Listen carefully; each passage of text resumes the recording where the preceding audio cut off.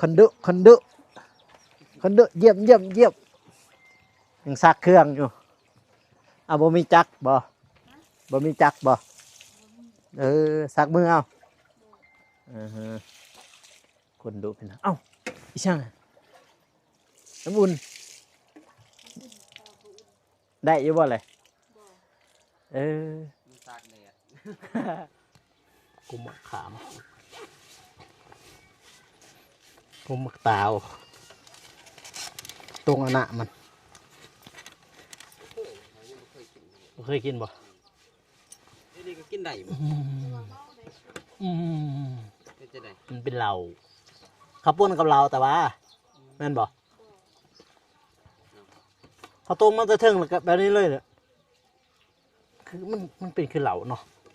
เปล่าบ่หวานบ่เลยเราให้เหล้าสาธุที่คือข้าวข้นเนี่ยติ้งข้าวข้นเล่นมาดิอยู่ในนั้นพี่น้องเลยเย่เข้าแล้วนะนั่นเราได้มันสิเป็นเลยนะเห็นบ่เนี่ยนี่MVก็ถ่ายบ่ล่ะบ่ไพ่เป็นพระเอก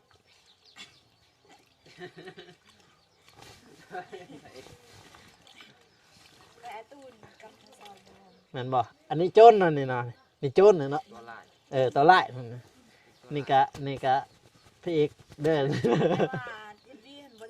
เป็นลูกไผ่แน่ดองหักไอ้ไรแท้ๆอย่าสิเป็นคนพร้อมใจเป็นบุญของน้องหลายๆมาเก็บกาแฟดอกพร้อมอายถ้าดอกบัวแพงให้เฝ้ามาแพงไว้ก่อนสิใส่น้ออายตอนน้องบ่มีไผได้มาพบพอแล้วสิเก็บกาแฟดอกพร้อมใจหูแก้มไปลายสิได้เป็นลูกไผ่แม่อยู่บ่อ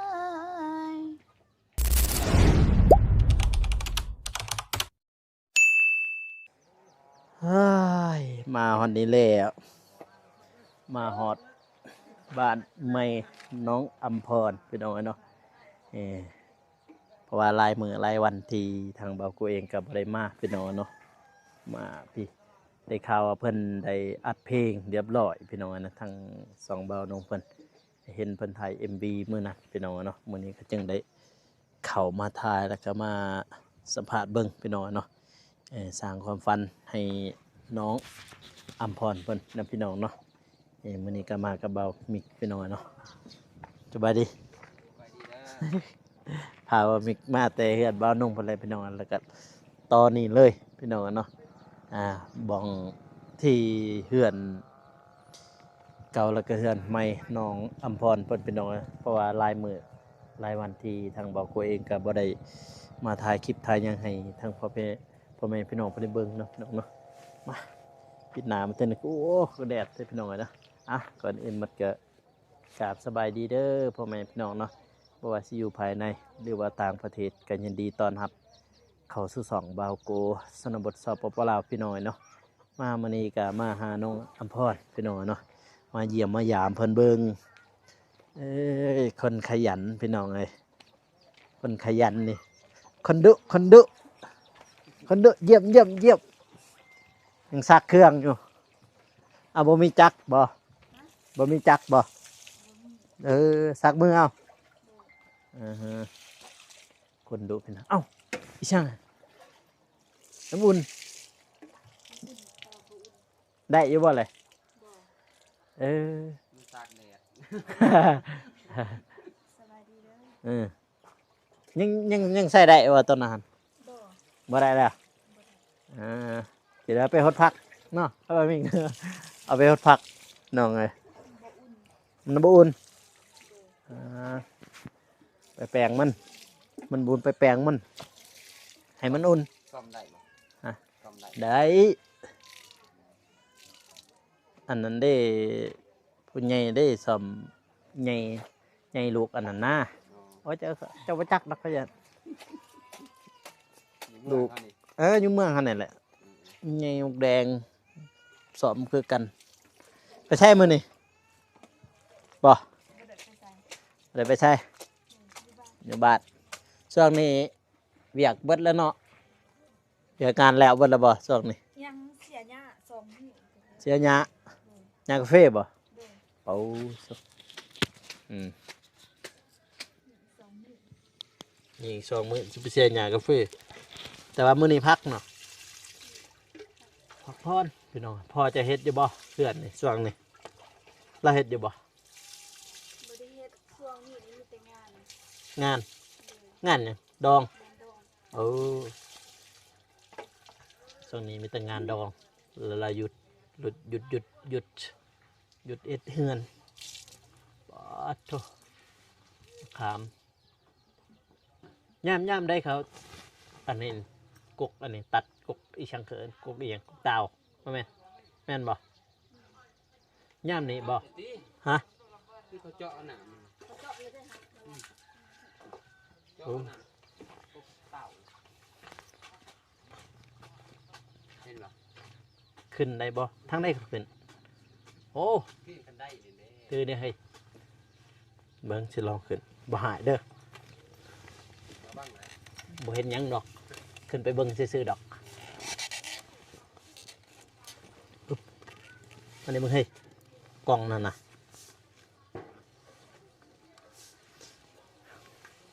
อย่าว่าได้ตก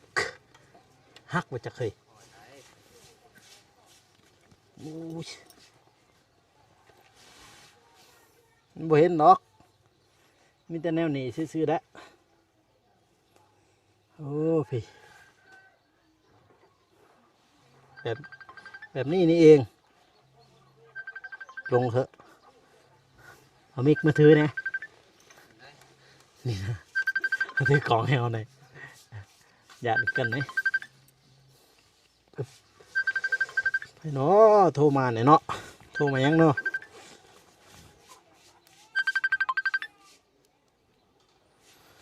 ฮึบปะกุมมะขามกุมมะตาวตรงอันน่ะมัน เคยเขายังไม่เคยกินเลยบ่เคยกินบ่ มันเป็นยังไง ถามพุ่น น้ำหนอง น้องอภรนั้นเป็นจังไดน้องตาวนี่ รสชาติ รสชาติหวาน หวาน ตัวนี้บ่เขาเฮ็ดเขาใส่เหล้าหันแม่นบ่ แม่น เออ เราให้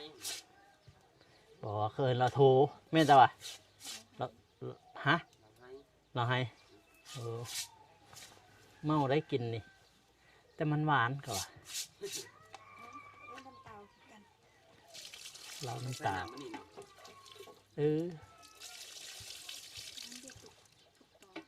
นี่บ่เอ้าบ่แม่นอยู่นี่บ่ แม่นะบ่น กินได้บ่ ได้ เดี๋ยวนี้ก็กินได้บ่ อืมอืม ก็จะได้ มันเป็นเหล้าเขาวปุ้นกับเราแต่ว่าแม่นบ่เขาต้มมาแต่เทิงแล้วก็แบบนี้เลยเนี่ยคือมันเป็นคือเหล้าเนาะป่าบ่ คือ หวานบ่เลย เราให้ เหล้าสาธุที่คือ เขาใส่ไม้ยังบ่พูด ข้าวป้นเลยติ้ง อืม ข้าวป้นเล่น มาดิอยู่ในนั้นพี่น้องเลย เย่เข้าแล้วนะ อืมอันนั้นเราได้มันสิเป็นเลยนะเห็นบ่เนี่ยนี่เขาใส่มันมีไหมและกระน้ำกระน้ำตาวตัวเทิงนี่แหละ เปลือกไหมคือเปลือก เปลือกหยังแหละบ่เนี่ยบูว่าเปลือกหยังเคยกินบ่ เราให้ ตัวนี้นี่แหละ ก็บ่เคย ไม่เคย แต่ว่าเบิ่งกินมันคือเหล่าเนาะแม่นบ่ดมกินมันน่ะนะ เราให้แหละแบบนี้นะกิน แม่นบ่อืมเขาว่าคือเหล่าขาวเขาว่า แต่ว่ากินเราเอามองตัวนี้ แม่นบ่ดมลายเมาไว้จัก สไตล์เดียวอยู่กินก็ สไตล์เดียวกับอีหยังรถพวกนอกก็คายบ่หรือว่าเฮ็ดกินเองนี่เออ ขายนี่เขากินเองกัน เออ ถึกใจบ่ถึก บ้านนี่แหล้วเนาะ บ่ถึกใจพอแล้วพอหาอะไรกินเอา กินเวลามีงานประเพณี อืมซื้อก่อนซื้อเมื่อกินก่อนจะน้อยบุญบาทเนี่ย อยู่ได้ ที่13 3 มาเด้อ13วันศุกร์มื้ออื่นยัง4 วัน 4 วัน บุญบาท บุญในใดบุญเกี่ยวกับมัน บุญบาท บุญบ้านซื่อ บุญบาทประจำปี เออ บุญประจำปี เพื่อนบอกก็สิได้บอกเลยเด้อ เออ วันที่14คือกัน อยู่ใช่อีก อยู่บ้าน โอ้โหยมันคือไปน้ำกันท่านน่ะบ้านเจ้าหันไหนจะกำหันไหนอุบะที่14ตั้ง อืม 15คนกิน เอ้าพวกคอยนั้น13มันตั้ง13นี่มันไอ้กิน14ใส่บาตรตี้ แล้วงานวัดก็ต่างไหนนี่ นั่น แบบงานประเพณีประเพณีบ้าน เออ มันบ่แม่นวัดอยู่บ้าน โอ้ พี่ เออ เข้าใจบ่ คอยเห็นอยู่ในบัตรเทิน แบบมีขวัญ อยู่หันกับบ่มีติอยู่บ้านเอามีใช่ไหม นี่แต่บ่ใหญ่ซ้ำนี่ อยู่ใช่มองได้ อยู่ในบ้านนั่นแหละ เอ้าทางได้ในบาทเด็ก เอากับทางเบิ่งซ้ายมือนี่เขาไปหน่อยหนึงจะเป็นในบ้าน ครั้ง เฮาลงใส่กล้องนี่ทางเบิ่งซ้ายนี่ ครั้งอันจีนบ่แม่นครั้งบ้านน้องน้อย บ่ทางคือแบบทางงานจีนนั่นแหละ เขาไปทางฮานจีนบ่ทางกระดอนมันบ่ บ่ลงไปอีกหน่อยหนึง ลงไปอีกหน่อยหนึง เออ โอ้ แถวหาดอันนั้นนะมีกบ เออแล้วมื้อนั้นเขาบินโดนหันเขาบินโดนเขาบ่ได้เอี้ยวทางนั้นเขาเอี้ยวไม่ใช่ทางนี่ทางเฮือนน้องน้อยแล้วก็ซื้อไปเลย บ่เห็นกับทางนั้นคันเอียวไปทางไหนมันสิเป็นเดินบ้านเนาะ แม่นบ่ แต่ว่าบ่ใหญ่ดอกเดิน เออตัวแม่นแหละบ่ได้เห็นพี่คนดุสักเครื่องสักแล้วบ่อัดเพลงอะนะบ่ แล้ว แล้วมึงได้ปล่อยบ่ฮู้ สองไฟสิปล่อย ยังบ่ทันฮู้อืมจักมื้อใดบ่เตียงมาเนาะจักสองบ่เตียงจักสองบ่นุ่งถ้าเบิ่งไปหน่อยถ้าติดตาม MV ก็ถ่ายเบิดแล้วบ่ ถ่ายแล้ว ไผเป็นพระเอก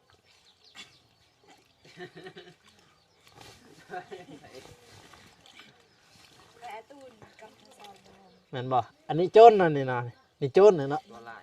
ตัวร้ายนั่นน่ะนี่ก็พระเอกเด้อ แต่ว่าอินดี้เห็นบ่ได้ถ่ายดอกเขาว่าเอาคลิปเก่ามาตัด อ๋อเอาคลิปเขามาเฮ็ดอ่า อยู่แล้ว บ่บัดแล้วเฮาในเมื่อถ้าสมมุติว่าทางสองเบาเตียงหรือว่าทางสองเบานงปล่อยแล้วเฮามาเฮ็ด MV ก็ได้เบิดได้คือ MV นี่ตัวร้ายนั่นเลยตัวร้ายไปหาหลักกาแฟเด้อเจ้าเด้อ นี่ตัวหลักกาแฟนี่ในสองเบาเตียงนี่แหละผู้หลักกาแฟนี่หลักกาแฟบาวตูนนั่นน่ะนะ เป็นแต่ผู้หาน้อง เนาะเป็นแต่ผู้หาย ได้บ่ ฮะ หมอหน้าตาบ่คือ หน้าตาบ่คือแล้วหน้าตาบ่คือเป็นพระเอก เป็นผู้ร้ายซะเนาะ เนาะเป็นผู้หายแล้วดีเฮาเนี่ย มาแต่เฮือนเบานงฮักกะฮะ มาแต่ทำงาน มาแต่ทำงาน เก็บเพื่อนอานุ่ม แม่น คุมดิบห้องน้ห้องน้ำกอห้องน้ำนี่ให้เบาเมกกอห้องน้ำสร้างมันสร้างตำนาน ำจางในตำนาน จบมาจากไทยเป็นไอ้ธรรมนาล่าอะไร หมดไทยนะ บ่ไทยบ่ได้ไปบ่ไทยหั่น เคยไปอยู่แต่บ่ได้ไปเฮ็ดก่อสร้าง แม่นบ่ไปกวดซื่อๆคิดว่า สร้างอันนั้นพวกเขาจะมาตีบุญลายเนาะ ทุกมื้อ ไปว่าไม่เข้าอีกไปตีบุญไป บ่เก่งอ้ายเขา บ่เก่งเขาอันนี้เก่ง เฮ้ยระดับนาชาติมันนี้คอยตีบุญไปต่องเกินเฮ้ยน้องบ้องเราอยู่เฮือนประตูนบ่เห็นจะทาเพันกินนี่พ่อแม่ไปใส่มันนี่ ที่พ่อเล่าเฮ็ดห้องน้ ห้องน้ำไป ำน้ำพวกอ้าย พวกอายเจ้าอ๋อแต่ว่าเฮือนเราเลยปะหมันงบแล้วแม่นบ่ งบ จักห้องนี่น้องอำพร4 ห้องนอน4 ห้องนอน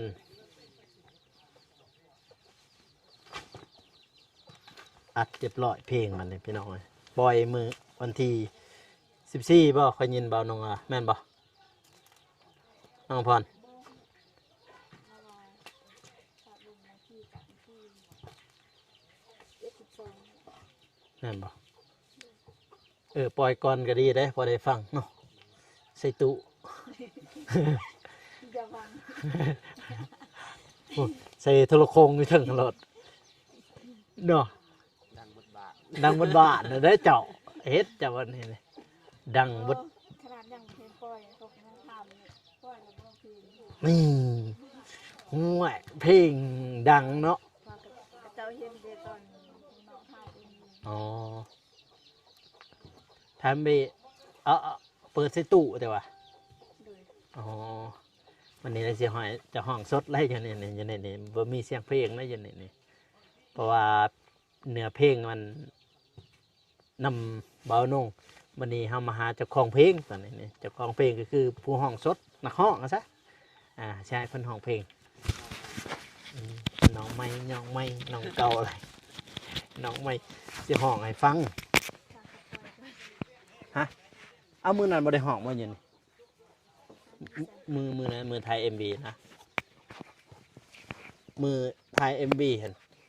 โน้ตถ่ายใส่ลิงก์ เราเนี่ยได้วะ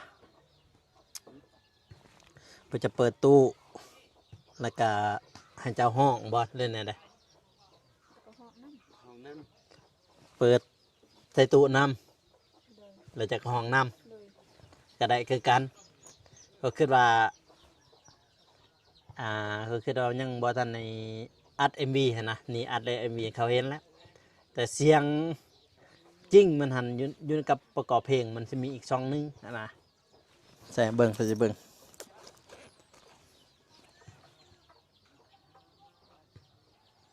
จังอีกเห็นอยู่เหมือนนั้นไทย MB ไทย MB เพลงเด้ ตัวพี่น้องเอ้ยเนาะเปิดภาพมาบานนี้พี่น้องเอ้ยเนาะพีเดอร์ได้ลาบเลย ใช่ ส่งโบไส้ เกี่ยวพี่น้องเอ้ยเนาะของฟันของไฟมันแม่น แม่นบ่ ข่าวว่าหักคนแท้แม่นบ่คือ FC ผู้นั้นเนาะเราเบิ่งเฮาตอนนี้ทำเป็นหักน้องบ้องแท้จากใจ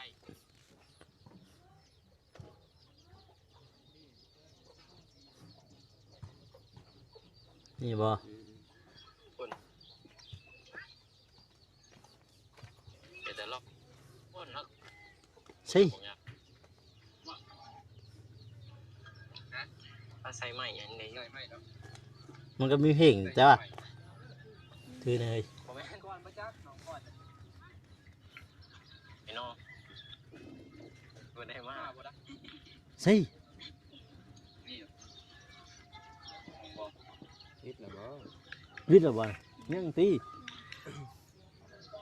มีเวียกรถ นี่ มาหานะ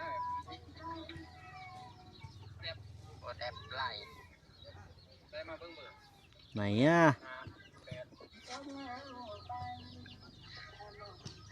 นี่มันก็มีมันมีเพลงเจ้าอยู่ เลย คือคือว่ายังมาเท่าไหนอันนั้น เบิ่ง กล้องแบบนั้นนะเบื้องหล่าง ไหนอ่ะ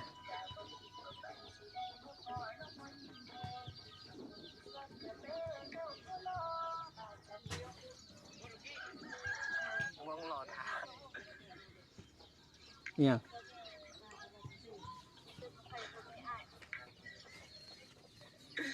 ใส่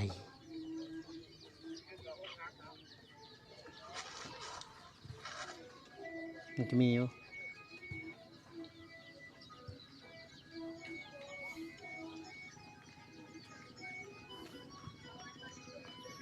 แนมไปอื่นก็ได้แต่ว่า อ๋ออยู่นี่บัดนี้ใช่เจ้าห้องสดบัดนี้อยู่นี่เจ้าห้องสดมันก็ต้องจื้อเนาะเพลงตัวเองเนาะ มันก็จื้อแล้วเว้ยเพลงตัวเองเนาะฮะซ้ำครึ่งหนึงซ้ำท่อนหนึ่งท่อนฮุกกะมันก็บ่ได้แล้วเว้ยมันก็มีท่อนฮุกท่อนหยังแต่ว่า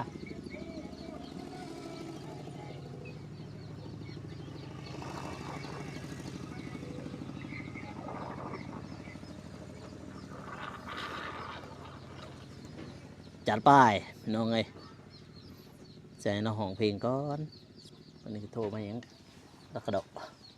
หัวหน้าหัวตานี่เฮ้ยนึ่งข้าวบ้านโอ้นึ่งข้าวบ่เห็นขวากแคบดิอืมนี่ไงนักร้องเสียงดีนักร้องบ้านนะฮะเขาเห็นอันนั้นรู้จักแต่ว่าซื้อทองซาครับแต่ว่าเพิ่นให้เจ้าห้องเพลงหั่นนะจะไปจื้อบ่หอยใช่นี่เด้เพิ่นให้บทเพลงให้เจ้าได้คนยินเพิ่นว่าเพิ่นให้เจ้าห้องเพลงจักเพลงหยังแหละให้เจ้าครับให้เจ้าซ้อมห้องเพลงอันนั้นเด้เจ้าห้องเพลงอีหยังเพิ่นว่าให้ตัวเองให้น้องอภรซ้อมห้องเพลงอยู่เพิ่นว่าเราเสียหาอ้ายบ่ เขาเห็นเพิ่นว่าตัวเองแซดหาเจ้าเพิ่นว่าให้เจ้าห้อมอันนั้นห้องของเพลง โอ้ได้ไม่แปลกมันใช่ให้มันใหญ่บอกว่าตัวคอยเอามาหั่น แม่นตัวอ้ายเอามาให้ แม่นบ่ แม่น ปอโถจักเดือนนะนี่ สอง ซองบ่กลัวตี้ซองที่พวกเขาซ้ำผลระบบไม่แปลกเพราะส่วนมากเขาจะดังก็มีแต่ก็ไม่แปลกนั่นแหละอยู่บ้านทั้งบ้านเขายังดังก็ไม่แปลกกันดังไฟนั่นเขาอันนี้ก็บ่แม่นหยังเด้อพี่น้องเด้อเป็นตะกี้เป็นกระตุกหน้าบ่แม่นตุกน้ำมันเครื่องรถนั่นน่ะบัดแล้วเขาจะมาล้างแล้วก็มาตักเป็นตุกหน้าบัดนี้แบบว่ากี่คันลงแล้วก็ใส่เส้นนี้เอาสบายกว่า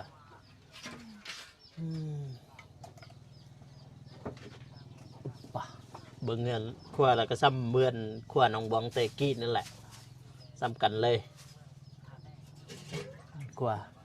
แต่ว่าเพื่อนไม่นี่ก็ยังบ่ทันได้อันนี้บ่ทันได้แล้วพี่ ยังโดน นี่โดนก้าว่าจักปีฮะ 2-3 ปี 2-3 ปีก็เป็นหา2 บวก 3เลยเป็นหาโอ้โหสุดสี่ห้องนอนบ่สี่ห้องนอนนึ่งข้าวย้ำแรงไปหน่อย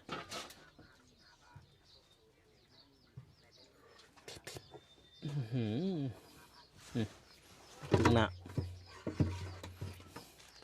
เบลมิกตั้งหน้า เป็นมือให้ตั้งหน้าด้วยเจ้า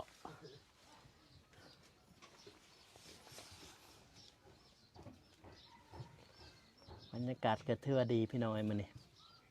บรรยากาศยามแรง ฮะจะได้เนาะตะก๊อกตะก๊อกตะก๊อกเอาตะก๊อกเด้อ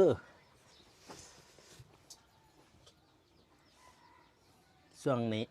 มีแต่งานเพิ่นน่ะแต่งานดองเงินใส่ซองก็บ่มีเลยแต่งานดองหลายเด้เบิดทางผู้เจ้าในงานดองทางบ้านข่อยนี่มีแต่งานบุญงานบุญบ้าน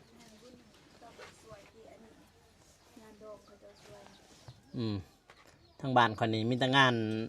นบุญบ้านทางนั้นงานตู้ทางนั้นบุญบ้านนั้นบ้านนี้จังได๋ก็สิฮอดบุญบ้านบ่าวโกเลยไปเด้อส่วนในคลิปนี้เลยนี่แต่ก็ชวนน้องบองบ่าวตูนนำบ่มีหยังกินดอกมีแต่ข้าวปุ้นขอบใจเด้อขอบใจเด้อ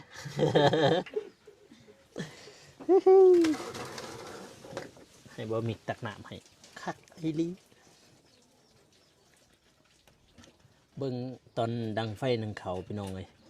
กุ้มควันกุ้มเลยทั้งเทิงคนป่องควันเขาก็มีแต่ปองถึงปองอันนี้นี่แหละอึบปะ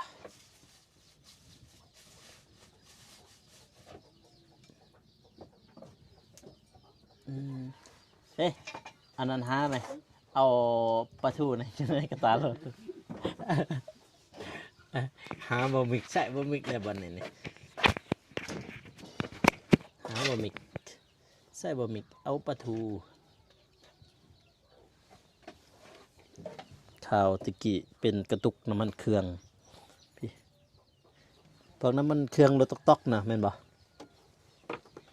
น่าจะแม่นพวกรถตอกๆนั่นแหละเอาอะไรมาให้เอามาให้นักห้องเสียงดีกินนะเสียงแห้งมวนบัดนี้เมื่อนั้นก็ถ่าย MV กับเบาทรายเนาะแต่ว่าภาพของ MV จะเอาตัวเก่าภาพตัวเก่าของเบาตูนกับน้องบองนั่นแหละพี่น้องปอยนางเอกกับพระเอกนั่นแหละที่ปอยนี่ก็ตามที่ได้ยินเบาน้องแล้วว่าน่าจะแม่นวันที่14แต่บ่ทันรู้ว่าเป็นสองของผู้ใดสองเบาน้องหรือว่าสองเบาเตียงแต่รายได้ก็บ่ฮู้ได้ว่าเท่าไหร่ได้เพราะว่ามันบ่ฮอด8 นาทีเด้8 นาทีมันจึงสิวางโฆษณาได้ตัวนี้หันมันได้แต่4 นาทีบ่ล่ะ4 นาทีแต่ว่ายังบ่ทันรู้ว่าสิได้แนวใดเพราะบ่เคยคือกันนี่บ่เคยเฮ็ดเพลงคือกันห้องฟังเนาะจักท่อนนึงเอาท่อนฮุกให้แน่ไปท่อนฮุกเข้าใจที่ท่อนฮุกได้อยู่ตินั่นได้มันไปเอาจากท่อนหนึ่งท่อนนุกเอานี่มาเลยเอาท่อนนุกก็คือมันจะมีดอกอันนั้นบะป้อมเพิ่นก็บอกสิท่อนนุกเพลงอย่างไรเพลงยังวะลืมชื่อเพลงเลยฮะอยู่นอกปะออกมาเนาะออกบ้านเลยจะเอาแต่ท่อนหกท่อนเพลงพี่นั่งอยู่นั่นก็ได้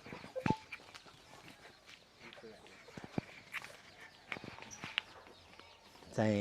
เพิ่นห้องเพลงเพิ่นท่อนหกก็ได้เพลงที่ช่างเด้พบฮักที่สวนกาแฟบ่แม่นบ่เพลงพบฮักที่สวนกาแฟพี่น้องนี่แหละที่ สียงเจะคล้าของเพลงพี่น้องน้องอภร น้องอภรพี่น้องบาดอาหังถ้าว่าปล่อยเมื่อใดเพิ่นว่าสิให้ผู้เอาดังๆเลยที่เดียวที่โทรโคง ดังเบิดบาน ดังบทบาทเลยจากไปพี่น้องสิให้ทอนฮุกซื่อๆเพิ่นจะเอาทอนฮุกให้ฟังทอนฮุกเพลงผมหักที่สวนกาแฟแต่ว่าไทย MV ถ้าปล่อยพุ่นแล้ววันที่14ประมาณนั้นพี่น้องเอ้ยแต่ว่าส่องเบานุ่งหรือว่าส่องเบาเตียงอันนั้นก็ยังบ่ทันได้แน่ใจพี่น้องเนาะถ้าเบิ่งถ้าส้มถ้าติดตามน้ำกันพี่น้องเอ้ยเอาจัดไป แต่ห้องเพลงเนี่ยบัดนี้เพลงเจ้าของเอาทอนฮุกซื่อๆเอา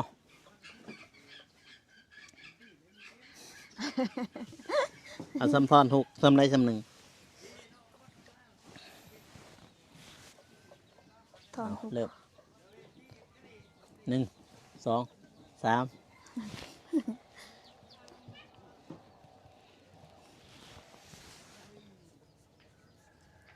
หากเจ้าบ่มีไผอยากสมัครเป็นลูกไผแน่น้องหักไอ้ไรแท้ๆอย่าสิเป็นคนพร้อมใจ เป็นบุญของน้องหลายๆมาเก็บกาแฟน้องพร้อมอายถ้าดอกบ่แพงให้เฝ้ามาแตงไว้ก่อนสิใส่น้องอายตอนน้องบ่มีไผได้มาพบพอแล้วสิเก็บกาแฟดอกพร้อมใจหูแก้มไปลายหูแก้มไปลายสิได้เป็นลูกไผแม่อยู่บ่อาย เบิดอ่ะ โดย นี่แหละทอนฮุกถ้าฟังเบิ่งคลิปเต็มพี่น้องไงเนาะพุ่นวันที่14พุ่นแหละบางทีก็ทางสองเบานุ่งบางทีก็ทางสองเบาเตียงพี่น้องเนาะถ้าเบิ่งถ้ารุ่นนำกันนะพี่น้องเด้อซื้อเพลงพบฮักที่สวนกาแฟพี่น้องนะห้องโดยน้องอำพรซื้อนำกุลเนี่ยนะ คำละมอน คำใบมอน คำละมอน คำลามอน โดย แล้วก็ผู้แต่งแม่นหรือว่าผู้อัดเพลงแม่นนะปอมสวรรค์นะพี่น้องเนาะก็ประมาณนั้นพี่น้องอันนี้ก็หานักห้องเสียงดีพี่น้องเนาะถ้าเบิ่งพุ่นแหละถ้ามื้อใดปล่อยผู้อยู่ถึง โทรโขงถึงเลยพี่น้องปล่อยมื้อใดดังเบิดบาดจัดไปพี่น้องเนาะบัดต่อก็ถ้าเบิ่งถ้าชมทางช่องบ่มิกพี่น้องให้บ่มิกเพิ่นถ่ายต่อพี่น้องทางบ่ช่องบ่โกแม่นก็สิได้จบคลิปซ้ำนี้นะพี่น้องเนาะก็อย่าลืมฝากกดไลค์กดติดตามเด้อพี่น้องเด้อเพื่อเป็นกำลังใจให้บ่กลัวแล้วก็ทีมงานนะพี่น้องเนาะสำหรับคลิปนี้ขอกล่าวคำว่าสบายดี สบายดี